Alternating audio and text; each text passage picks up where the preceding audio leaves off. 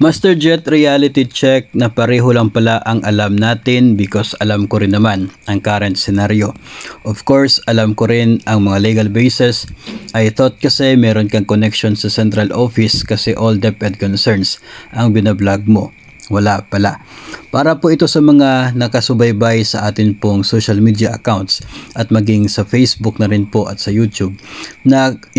inaakala po ninyo na mayroon po tayong connections doon po sa DepEd Central Office o kaya ay sa saan man pong opisina ng ahensya ng gobyerno, ay maliwanag ko po talagang binabanggit sa mga previous episodes at maging dito ay gusto ko pong linawin na wala po akong connections sa anumang opisina, maging doon po sa DepEd Regional Office dito sa amin, wala po akong connection, wala akong kakilala doon, maging mas lalo na po doon sa DepEd Central Office at maging sa iba't ibang government agencies, maliban na lamang sa division office namin kasi doon po ako nanggaling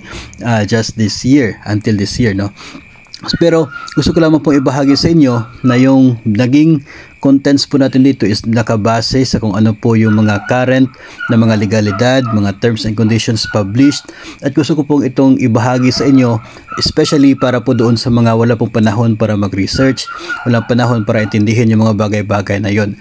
Nag-i-exist itong atin pong YouTube channel at maging Facebook page para po doon sa mga sobrang busy sa trabaho at wala na pong panahon para mag-research, pwede na naman po sila magtanong o kaya ay manood ng ating mga videos, makinig sa ating mga paliwanag doon sa iba't ibang mga issues na meron pong nakasulat talaga, meron pong black and white na mga basihan. Tayo po ay ganoon ang ating ginagawa dito sa ating YouTube at sa Facebook. Kung kayo po ay alam naman po ninyo yung lahat ng mga nilalaman ng mga guidelines, terms and conditions, mga legalidad na basihan para sa mga related sa ating benepisyo, ay walang problema po yun. Hindi ko po naman sinasabi sa inyo na ibabahagi ko dito yung mga latest na mga chika base po sa ating mga kakilala kasi wala naman po talaga akong kakilala sa iba't ibang opisina, yung talagang personal na kakilala po.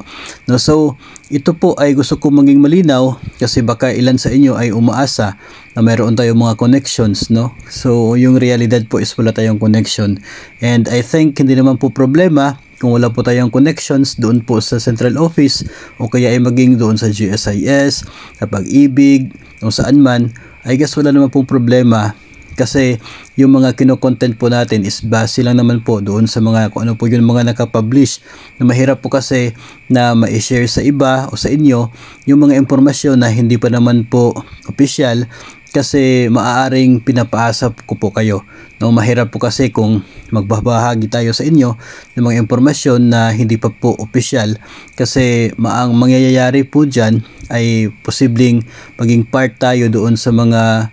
tao sa social media na nagpapaasa sa mga empleyado ng gobyerno, particular po sa mga kasamahan natin sa Department of Education. Kaya kung ano po yung tinatanong ninyo, yung basihan lamang po natin is kung ano po yung current na scenario, ano po yung available na mga pwede nating maging basis ng ating magiging sagot. Hindi po pwede na yung mga nakaplano pa lamang doon sa itaas at hindi pa po ito official, kasi pwede pa naman po magbabago yung mga istorya o kaya ay mga plano nila, hanggat hindi pa po ito naging official or in black and white. So sa ngayon, yung current na scenario talaga, yun lamang po yung binabahagi natin kasi nga mahirap lamang at sa lamang po tayong ordinaryong empleyado ng Department of Education and wala po tayong kakilala, connection saan man pong opisina na mataas na opisina ng ating pong departamento.